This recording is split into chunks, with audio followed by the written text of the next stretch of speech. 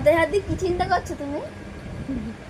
চিন্তা নয়, কত মানুষ কমেন্ট করছে। কি কমেন্ট করছে মানে?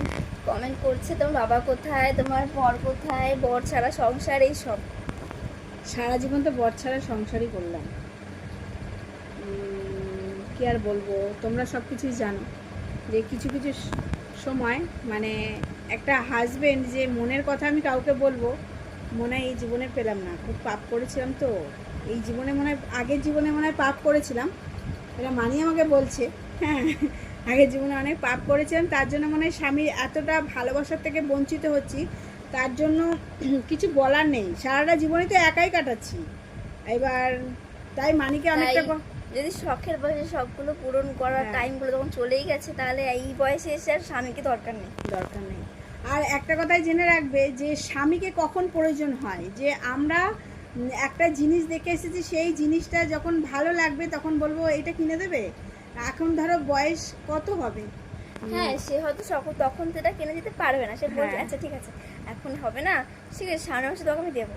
হ্যাঁ, সে যদি সেই কথাটা মনে রেখে যদি সামনের মাসে এসে আমাকে সেই জিনিসটা দেয় না, তো সে যে কত বড় জায়গায় উঠে গেল সেটা সে হয়তো জানে না। কিছু কিছু সময় আমরা যখন তার হাত ধরে চলতে চাই, সে হাত ধরে চলতে চায় না। কিছু তোমরা তো অনেক দেখেছো, ভিডিও করার সময় দেখেছো, কোনো সময় তোমরা ভিডিওতে দেখতে পাওনি। মানে এতটা লংয়ে মানে আমি একা মানে হ্যান্ডেল করেছি সব কিছু, প্রচুর কষ্টে করেছিলাম। দেখো, যখন স্বামীর প্রয়োজন প্রচুর আছে, যে দরকার আছে, কিছু কিছু জায়গায় ঘুরতে যাব, যাকে সেই জায়গাগুলো না যখন বলেছি, যখন ইউটিউব ফেসবুক চালিয়েছি, ফেসবুক ছিল না ইউটিউব ছিল, ফেসবুকটা এখন আছে, ইদানিং আছে, যখন বলেছি যে চলো ঘুরে আসি বাইরে থেকে, এখান থেকে ইনকাম হবে, এখান থেকেই ঘুরে আসব, সেই সময়টা সাপোর্ট করেনি। মানে যখন স্বামীরা সাপোর্ট না করে তখন যে মেয়েদের কি কষ্ট সেটা সেই মেয়েটাই জানে। তাছাড়া একটা কথা যে এই ইউটিউব করাটা নিয়েও কেউ কখনো আমাকে সাপোর্ট করেনি। হ্যাঁ, আমার যারা আমাকে দিয়েছে, ভাই ফনিকা, এদের দেখো, এরা আমাকে দিয়েছে বলেও এখান থেকে আমি 2 পয়সা আর্নিং করতে পেরেছি। তা করেছি বলে আজকে জীবনের যতটা শখ আছে অনেকটা পূরণ করেছি। কিন্তু কিছু কিছু সময় না প্রচুর কষ্ট হয়, সেই কষ্টের কথাগুলো না কাউকে বলা যায় না। আর এটা সোশ্যাল মিডিয়া, সব সময় যে আমরা ভেতরের কথাগুলো যে জানাবো সেটাও হয় না। অনেক অনেক কষ্টের কথা আছে যে আমাদের বুকের মধ্যে চাপা থাকে। তাই মানিকে বলি যে সবাইকে একটা সময় বিয়ে করতে হবে, সংসার জীবনে সবাইকে যেতে হবে, এমন মানুষকে জীবনে ধরো যেন কষ্ট পেতে না হয়। আমি যে কষ্টটা পেয়েছি ও যেন সেই কষ্ট না পায়। আর এই যে আজকে আমার বাড়িটা নিয়ে কত মানুষ হ্যাপি হয়েছে, সত্যি আমার বাড়িটার খুব প্রয়োজন ছিল। আর প্রয়োজন আছে বলেই মনে হয় বাড়িটা তৈরি হয়েছে, অনেক কষ্টের ফলে, সেটা তোমরা জানো। অনেক লড়াই করেছি আমি বাড়িটা নিয়ে, লড়াইয়ের শেষে যে করতে পেরেছি, এখনও কমপ্লিট করতে পারিনি, কিন্তু করব, কমপ্লিটও করব। কিন্তু এই জায়গাটা আমি প্রচুর হ্যাপি যে কমপ্লিট করে তোমাদের সামনে যখন সামনে নিয়ে আসবো, নিয়ে তো আসবোই, আজ হোক 6 মাস পরে হোক আমি নিয়ে আসবো। এটা আমার জীবনে মানে বলতে পারো বড় একটা স্বপ্ন, কোথাও ঘুরতে না যাই আমি। আর কোনো সময় শখ, আমি মনে করি জীবনে আমি যদি ইনকাম করতে পারি তাহলে আমার শখগুলো আমি নিজে পূরণ করতে পারবো। তা ভগবানকে বলি আমার সবাই যে যেখানে আছে সবাইকে ভালো রাখো, আর সুস্থ না থাকলে কখনো ইনকাম করতে পারবো না। সবাইকে সুস্থ রেখো। হ্যাঁ, আর এখান থেকে ইনকাম করে ঘুরতে যাওয়া এটা বড় কথা নয়। একটা মেয়ের স্বপ্ন যে সে তার স্বামীর সাথে ঘুরতে যাবে, সে তার স্বামীর সাথে কিছুটা টাইম স্পেন্ড করবে, সে তার ভালো কিছু খাবে, ভালোভাবে থাকবে। বেশি দূরে যেতে না পারো, কাছেও ঘুরতে যাওয়া যায়। 10,000 টাকা খরচা না করতে পারো, 500 টাকা খরচা করে মানুষকে ঘুরতে নিয়ে যাওয়া যায়, ঠিক আছে? কিন্তু সেগুলো পাইনি কখনো। আর অতও লাগে না, 2 টাকা চা মানে 10 টাকা চা খেয়ে একটা পুকুর ধারে বসে গল্প করলেও কিন্তু শান্তি লাগে, একটা হাসপাতাল। কিন্তু সেই মানুষটা যদি ভালো হয়, যে তার সাথে আমি দুটো মন খুলে কথা বলবো, সেই ভালো মানুষটারও প্রয়োজন আছে এই জীবনে। আর দেখো কত মানুষ আছে যে যাদের প্রয়োজন নেই, সেটা আলাদা কথা, কিন্তু অনেক ছোট বয়সে বিয়ে হয়েছে, তো সেখান থেকে তো সংসার করছি। 14 বছরে কি আর বুঝি বলো? তখন তো সংসারটা বোঝার ক্ষমতাও হয়নি যখন বিয়ে হয়ে গেছে। হ্যাঁ, আমাকে যখন বলেছিল চলো সিনেমা হলে যাই, সিনেমা দেখে আসি, আমি বলছি তখন ক্যাসেট চলতো। আমি বললাম ক্যাসেট নিয়ে এসো, বাড়িতে দেখবো। তাহলে আমি কত বোকা ছিলাম, সেখান থেকে এইখানতে উঠে এসেছি। এখন না প্রচুর জেদ হয়ে গেছে, কিছু মানতে পারি না, কিছু সহ্য করতে পারি না। কিন্তু আমার জীবন থেকে যেগুলো হারিয়ে গেছে সেগুলো থেকে ফিরিয়ে দিতে পারবে না। আর যখন ফিরে আসতে চাইছে তা আমি তো মেনে নিতে পারছি না। কিছু কিছু সময় প্রচুর কষ্ট হচ্ছে, কিন্তু বলতে পারছি না কষ্টের কথাগুলো। তাই ওকে বলছি নিজের পায়ে দাঁড়া, পড়াশোনা করে। কত মানুষ আমাকে বলেছিল না তোমার মতন তোমার মেয়ে হবে, তাই তাদেরকে বলছি আমার মেয়ে না পাস করেছে, আমার মতন হয়নি। ওকে বলছি পড়াশোনা করে নিজের পায়ে দাঁড়াও, কাজ করো আর না করো, নিজের একটা ডিগ্রির খুব প্রয়োজন, ডিগ্রি থেকে নিজের একটা কাজের খুব প্রয়োজন আছে। যে আমি কাজ করি বা নাই করি ওটা আমার মানে একটা সার্টিফিকেটের দরকার আছে। পরবর্তীতে যখন ধরো আমি অবসর টাইমে বসে থাকবো, তখন আমার একটা কাজের দরকার আছে।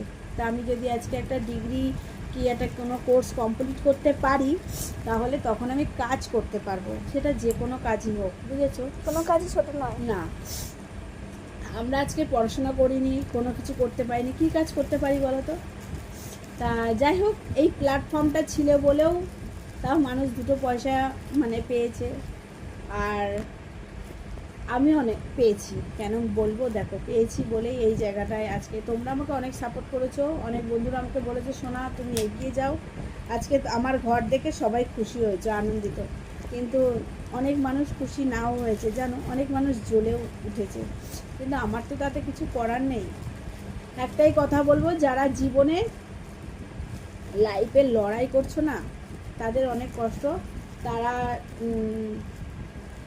জীবন লাইফটা লড়াই করছো যখন, যারা পড়াশোনা করছো দেখছো, ভালো করে পড়াশোনা করো, নিজের জায়গাটা দাঁড় করিয়ে তারপরে বিয়ে করো। আমি মানিকে এটা সবসময় বলি, নিজের জায়গাটা দাঁড় করিয়ে তারপরে বিয়ে করবে। কিন্তু জীবন মানে অনেক কষ্ট, জীবনটা ছোট নয়, টিভি সিনেমার মতন নয় যে আজকে এটা হচ্ছে কালকে আবার বড়লোক হয়েছে, এটা এখানে কিন্তু হবে না। এই জায়গাটা প্রচুরই মানে কষ্টকর আছে। তা কি আর বলবো, কিছু বলার নেই, অনেক কষ্ট বুকে চেপে রাখতে হচ্ছে।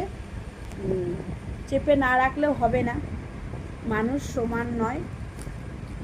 কিন্তু আমি অনেক কষ্ট করেছি আর ভাল লাগছে না, জীবনে মনে হচ্ছে একা থাকাটাই বেস্ট, এটা মনে করি।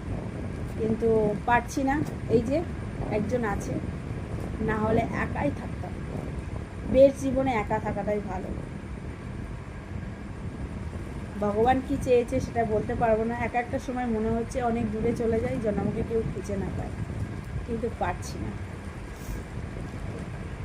কিন্তু তাই ভেবো না স্বামীর সাথে নেই, আছি, সংসার করছি, রান্না করে দিচ্ছি, খাচ্ছি, সবই ভালো আছে।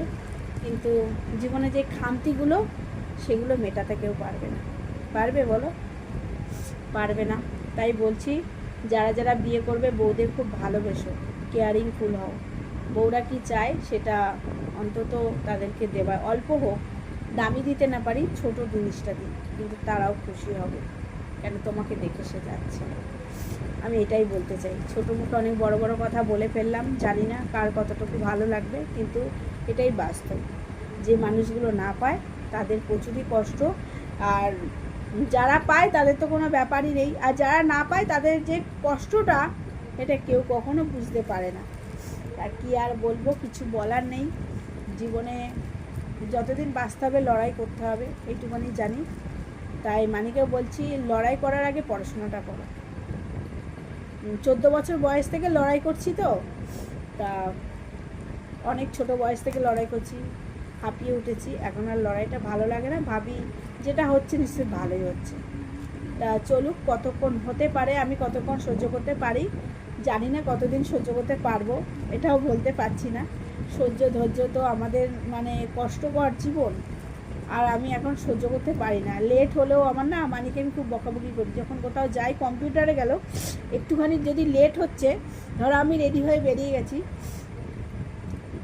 বলছি কিরে এখনো হয়নি, কখন হবে, এত লেট কেন করিস? লেট জিনিসটা আমি পছন্দ করি না। টাইম বাই টাইমের সাথে সব কিছু চলতে হবে।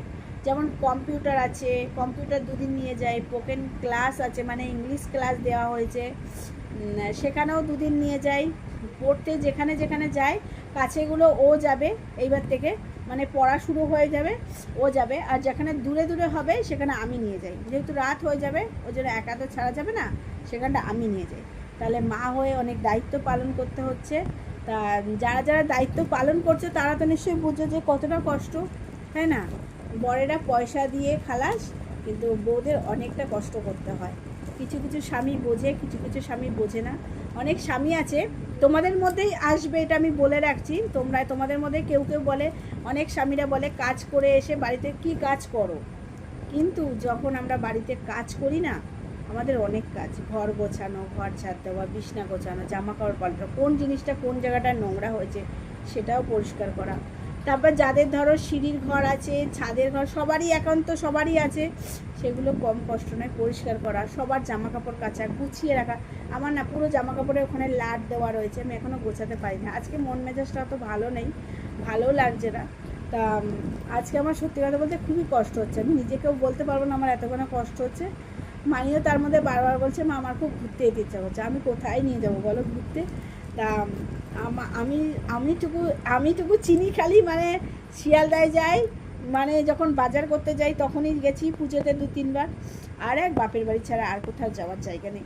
তাছাড়া কোথায় অনেক দুঃখের কষ্টের কথা বলে ফেললাম, তা জানি না কার কার কেমন লাগবে সেটা তো জানি না। আজকে সত্যি আমার খুব মনটা অনেক খারাপ, ভালো লাগছে না কিছু, তার জন্য অনেক কষ্টের কথা বলে ফেলছি, চোখ দিয়ে জলও চলে আসলো।